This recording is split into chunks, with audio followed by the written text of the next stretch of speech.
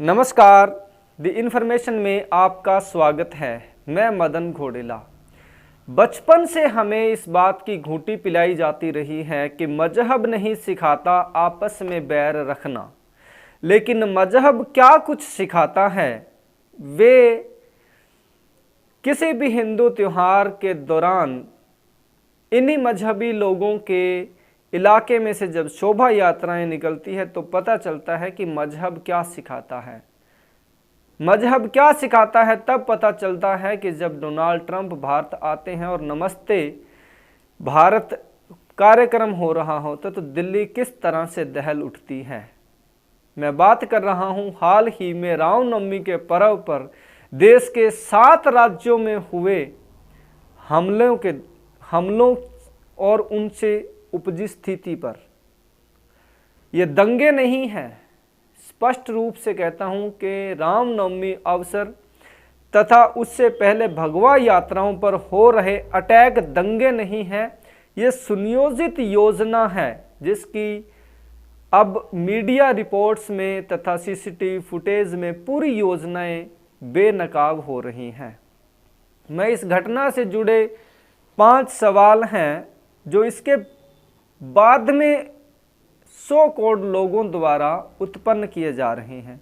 रामनवमी पर ध्वजा यात्रा निकालने की जरूरत क्यों पड़ी? निकाली ही क्यों गई? मुस्लिम इलाकों में गए ही क्यों थे? डीजे बजाया ही क्यों गया था? मस्जिद पर भगवा ध्वज क्यों लगा दिया गया? और इस सब के बाद में बुलडोजर चलाया गया। इन 5 प्रश्नों के उत्तर तो मैं इस वीडियो में खोजूंगा ही, इसके साथ मेरे 5 सवाल भी होंगे। और इस वीडियो के दूसरे पार्ट में हम इस बात पर भी चर्चा करेंगे कि किसानों ने आखिर अडानी को अपनी फसल क्यों बेच दी। इन दोनों विषय पर आने से पहले मैं अपने इस छोटे शहर के बड़े पत्रकार विजय इंसान, आज उनका जन्मदिन है तो मैं उनको बधाई देता हूं। उनकी वीडियो आप देख रहे हैं। मैं एक छोटी सी क्लिप उनका चलाना चाहता हूं इस विषय को टच करने से पहले। परमात्मा उनको दीर्घ एवं स्वस्थ जीवन प्रदान करें। वे इसी तरह पंजाब बाणी तथा अन्य स्रोतों से मीडिया के माध्यम से लोगों की सेवा करते रहें। रामनवमी के बाद में सोशल मीडिया पर 100 करोड़ लोग जो कि कहते हैं कि ना हम इधर हैं ना उधर हैं, ऐसे लोगों के लिए ऐसे लोगों द्वारा उठाए जा रहे 5 सवाल हैं। मैं उसके जवाब दूं इससे पहले मैं इन लोगों के बारे में 2 शब्द कहना चाहता हूं जो कहते हैं कि ना हम इधर हैं ना उधर हैं, मतलब महान बनने के चक्कर में वो ऐसा करते हैं। तो मैं उनके लिए एक तो शब्द है कि ना घर के ना घाट के, वो ना इधर के हैं ना उधर के हैं, वो ना घर के हैं ना घाट के हैं। वे कोई भी इंसान मजहबी रूप से स्वतंत्र नहीं है, बंधा हुआ है। हाँ, वो महान बनने के चक्कर में ऐसा करते हैं कि नहीं ये भी गलत है वो भी गलत है। तो मेरे अब सवाल हैं, रामनवमी अवसर पर ध्वजा यात्रा निकाली ही क्यों गई? क्यों भाई? इस देश में रामनवमी के अवसर पर ध्वजा यात्रा पर ही सवाल उठाओगे? राम न सिर्फ हिंदुओं के बल्कि न सिर्फ हिंदुस्तान में बल्कि बहुत से देशों में लोगों के आराध्य हैं, आस्था के केंद्र हैं।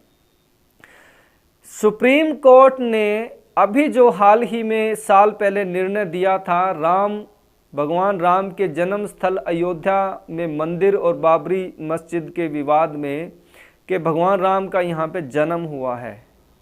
वे भगवान राम जो कण कण में विराजमान है, हमारी जीवन शैली का एक अंग हैं, उनके जन्म दिवस पर रामनवमी के अवसर पर ध्वजा यात्रा नहीं निकलेगी?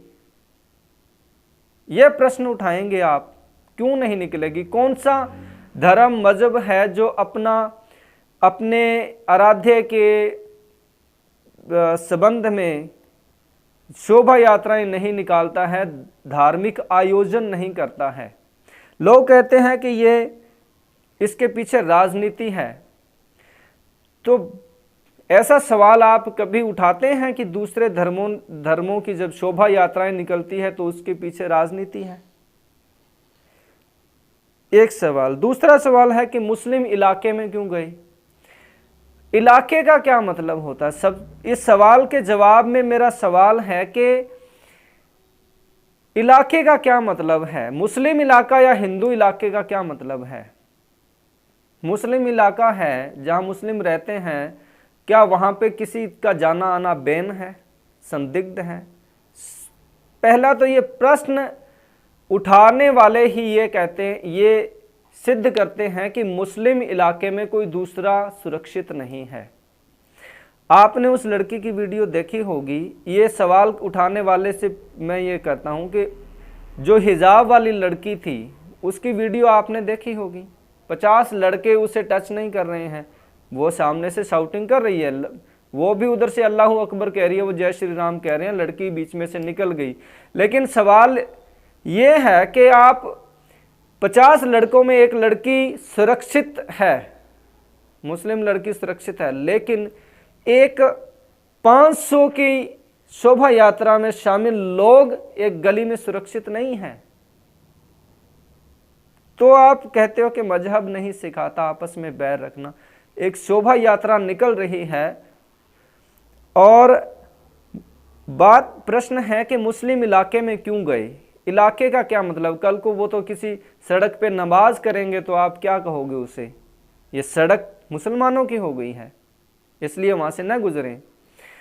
और ये प्रश्न उठा करके तो आप स्पष्ट सिद्ध कर रहे हैं कि मुस्लिम इलाके में दूसरे किसी भी मजहब का आना जाना सुरक्षित नहीं है।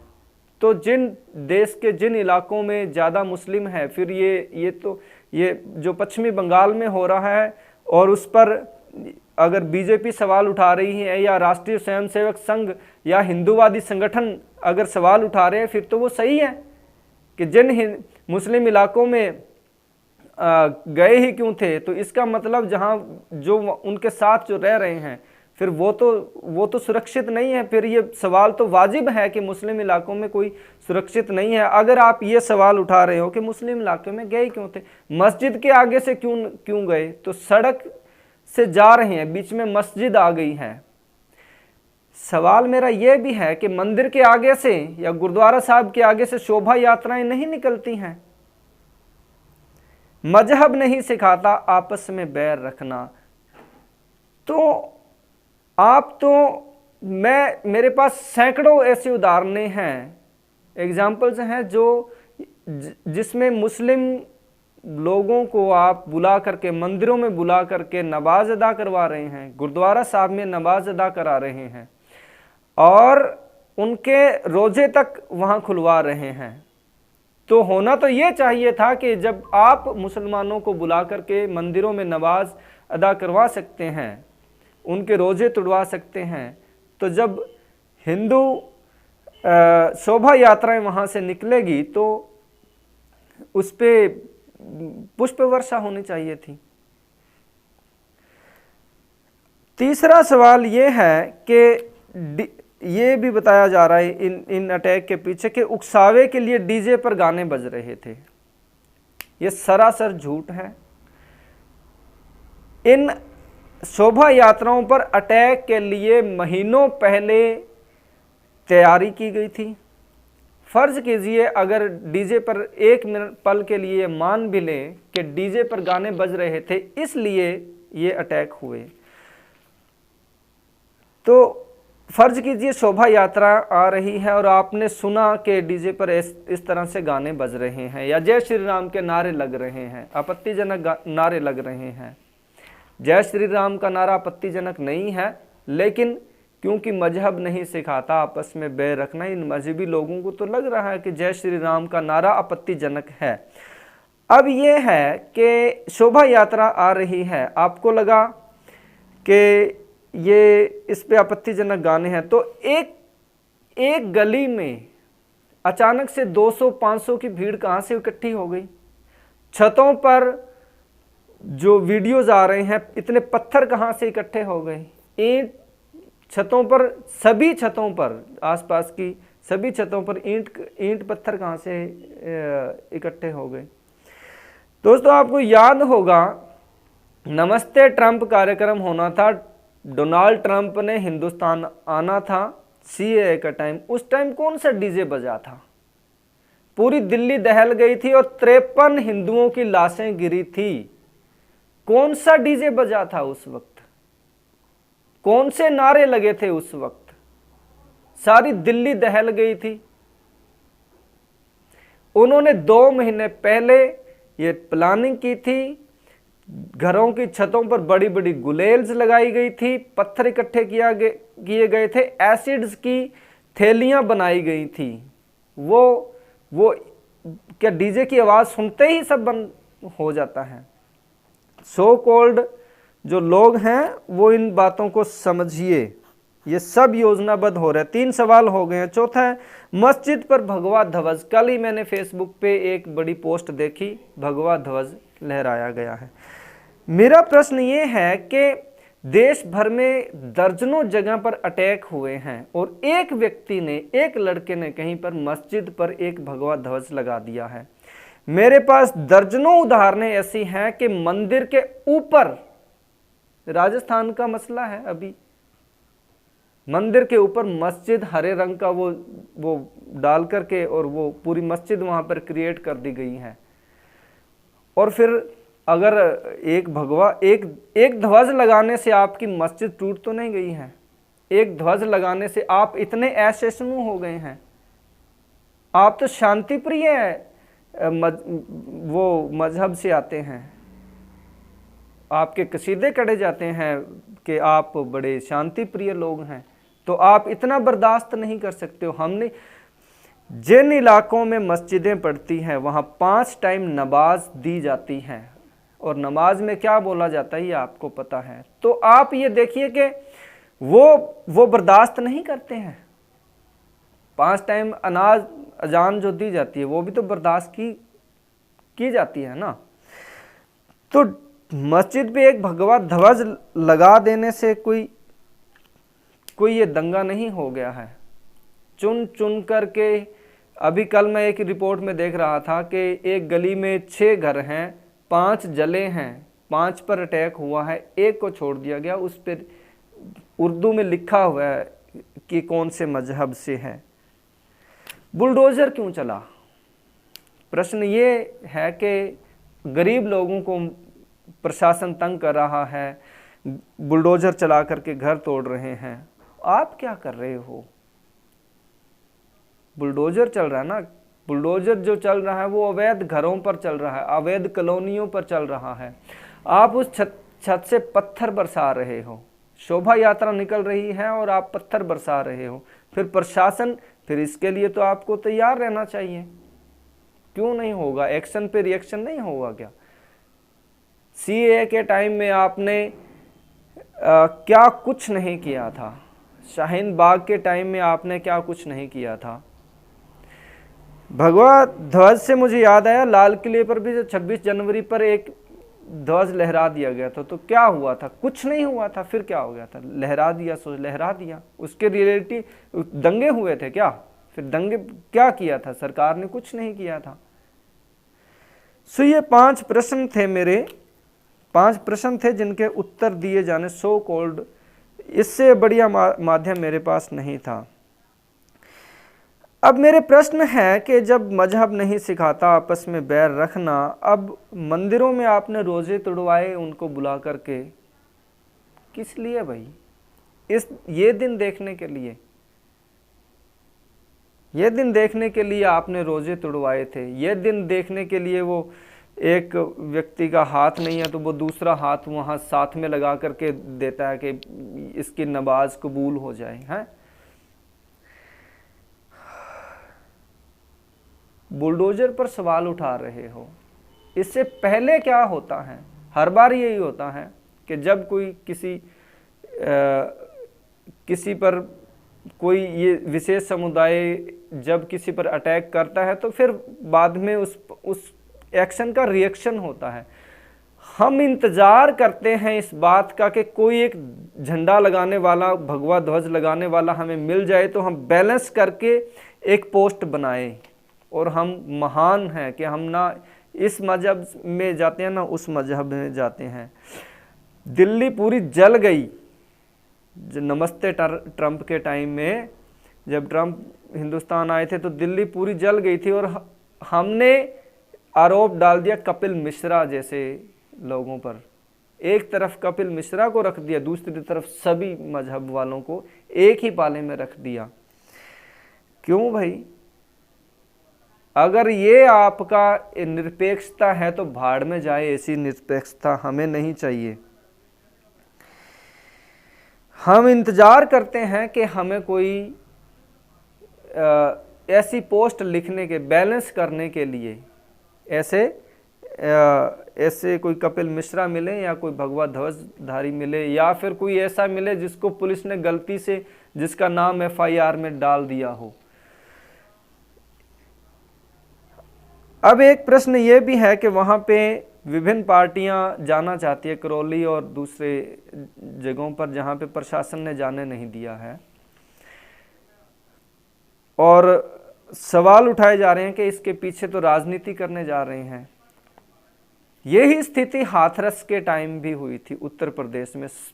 देश विदेश का मीडिया कैसे गिद्धों की तरह, देश विदेश का मीडिया, राजनेता, विपक्षी पार्टी गिद्धों की तरह टूट पड़ी थी वहाँ पे।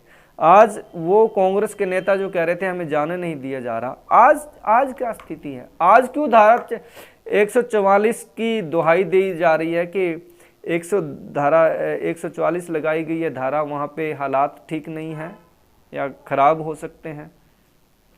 तब तो आप बड़े छाती पीट रहे थे कि हाथरस में जाने नहीं दिया जा रहा, जाने नहीं दिया जा रहा है, सरकार कर रही है। अब हम इस मजहब नहीं सिखाता, मजहब क्या कुछ सिखाता है अपने लोगों को, ये आंखें खोलने का टाइम है। जो आज हुआ है ये पिछले 10-20 साल से धीरे धीरे बढ़ रहा है, कम नहीं हो रहा है। मेरे पास तमाम तरह की वीडियोस भी हैं, मैं वो दिखाना नहीं चाहता, लेकिन ये वीडियो उन लोगों के लिए है जो इस बात का दिखावा करते हैं कि ना हम इधर के हैं, ना इधर हैं, ना उधर हैं। मैं वो कहता हूँ वो किधर के भी नहीं हैं। जी हाँ। अब एक वीडियो सामने आ रही है कि पंजाब के किसान अडानी के साइलोन में लाइनें लगा करके अपनी गेहूं दे रहे हैं। क्यों दे रहे हैं? तो अब उनके ऊपर मरियां जमीरा वाले, मतलब उनकी कोई जमीर नहीं है कोई वो, और तब जब मोर्चा लगा था तो शहीदियां हुई थी, इस तरह के बयान मतलब आ रहे हैं। दोस्तों, मैंने तब भी कहा था कि किसान खेत में है और वो खेती कर रहा है, ये आंदोलनजीवी हैं जो आंदोलन कर रहे हैं, इसमें फ़र्क है। एक बात। दूसरी बात, अगर वो आंदोलन करने वाले किसान भी अगर वहाँ दे रहे हैं तो ये ग्लोबल, आज की दुनिया, ये पूरा ग्लोबलाइजेशन है। हम सिर्फ और सिर्फ सरकार के, कोई भी हो, चाहे सरकार के भरोसे नहीं रह सकते हैं, चाहे वो पंजाब की सरकार हो, चाहे सेंटर की सरकार हो, कहीं की भी हो, उसके एक के भरोसे नहीं रह सकते हैं। प्राइवेट सेक्टर में जाना ही पड़ेगा। प्राइवेट सेक्टर में बढ़िया स्ट्रक्चर है, एक बात। दूसरी बात, हाथों हाथ पेमेंट है। तो ये अडानी अंबानी का जो कह रहे हैं कि गेहूं उसे क्यों दे रहे हैं, ये आज का थोड़ी दे रही है, तो 2006 से शुरू है, जब पंजाब में कांग्रेस की सरकार थी। उसके बाद में भी 5 साल कांग्रेस की सरकार रही है, तब भी उनके साइलोन चल रहे हैं। उनके साइलोन्स की मैंने मीडिया रिपोर्ट्स ये देखी थी कि वहाँ पे गेहूं या किसी भी फसल को स्टोर करने के लिए बढ़िया सिस्टम है, आसानी से उसको सफाई की जाती है, पूरा मशीनरी के द्वारा उसे स्टोर किया जाता है और उसके बाद में उसे स्टोरेज प्रोसेस है। उस किसान को सिर्फ अपनी फसल ले जानी है, 10-15 मिनट के प्रोसेस के बाद में वो फ्री है, उसका कोई वो। तो मंडियों में क्या स्थिति है, आज भी आप देख लो 5-5, 6-6 दिन तक मंडियों में किसानों को अपनी फसल का इंतज़ार करना पड़ता है। तो प्राइवेट सिस्टम को अडॉप्ट करना पड़ेगा। ये कोई सिर्फ पंजाब में नहीं है, ये तो कई राज्यों में चल रहा है। इसलिए इन किसानों पर तोहमत लगाना कि ये मरी ज़मीर वाले हैं, इन्होंने शहीदियों को भुला दिया है, या तरह तरह के बातें करना, ये बेनामी है। इन बातों में पड़ने की ज़रूरत नहीं है। सो किसान है, उसे जहाँ अच्छा दाम मिलेगा वहाँ पे वो जाएगा, और जाना भी चाहिए, कोई भी किसान हो चाहे। तो अगर आप किसानों का भला चाहते हैं तो ये सही है कि उसे प्राइवेट मंडी में बढ़िया दाम मिल रहा है। सरकारी भी तो चल ही रही है, कौन सा बंद हो गई है, एक बात। दूसरी बात, जब 3 कृषि कानून रद्द ही हो गए हैं, बावजूद इसके अगर कोई प्राइवेट खरीद रहा है तो आपको खुशी होनी चाहिए कि एक तो कानून भी रद्द हो गया, दूसरा आपको बिना किसी ज़्यादा खजल खुआरी के और बढ़िया सिस्टम में आपकी फसल बिक रही है। उम्मीद है आपको आज की वीडियो पसंद आई होगी। पसंद आई है तो इसे लाइक कीजिए, शेयर कीजिए और चैनल को सब्सक्राइब